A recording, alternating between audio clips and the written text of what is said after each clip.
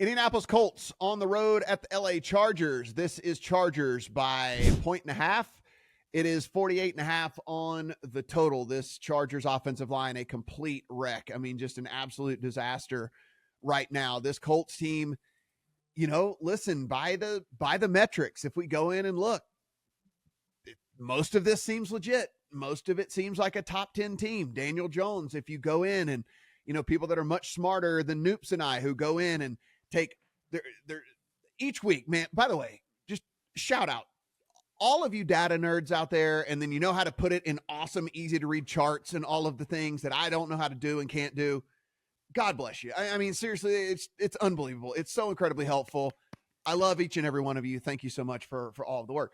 Somebody goes in and takes all of the EPA data and blends it with all of the PFF data. So basically you're getting the hard advanced statistics with the kind of the eye test like grading system stuff, meshes it all together and comes up with a composite rating on all of these quarterbacks. And Noops, I'm sure this is not going to surprise you. Daniel Jones is 7th in the NFL. I mean, like ahead of guys like Jared Goff and Josh Allen and Justin Herbert, who he's playing against right here.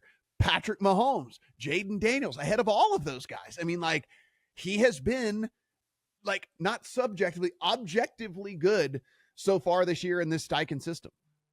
Yeah, it's been exciting watching the Indianapolis Colts. I mean, they've been the revelation of the season so far. Not that we expected them to be bad, but I don't think anybody expected the Colts to make it this far with just one loss already. This should be a really fun game. This might be the game of the weekend, honestly. After we saw a fantastic contest on Thursday, it'll kind of be tough to top that. But this is two offenses that I think have a really sort of easy task in front of them. Now, as you said, the Chargers offensive line, their left tackle, right tackle, and starting center are all listed questionable. That's a real problem. But if you could get maybe one or two of those guys to go, that should be enough pass protection against a defense in Indianapolis that hasn't had a great pass rush. And if they can find some time, the Colts are also dealing with a sort of a cluster injury. They've got about 2-3 defensive backs that are all struggling to practice. They haven't been practicing, might not play here. If that's the case, the Chargers should be able to score a bunch of points. At the same time, the Chargers defense has also been really beaten up. I mean, I don't know what is in the water there in Los Angeles for the Chargers, but it just seems to get everybody hurt. So a Colts team that could put up a lot of points, really close to betting the over here.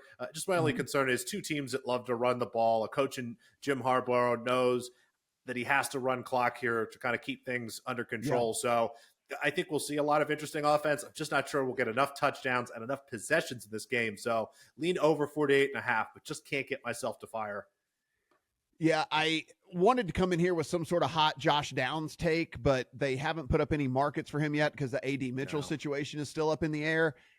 If, it all just depends. So I can't really give a strong opinion here, but it seemed to me Josh Downs, who was kind of rounding into a dude that they were using a decent amount last year, and then for whatever reason went away from him at the beginning of this season. But AD Mitchell misses last week, and then Downs, oh, by the way, this guy can actually play, and they use him a ton. He's great. I don't know, Noops, especially with AD Mitchell deal with, dropping the ball before he crossed the goal line. He not really being an impact on the offense as it was anyway.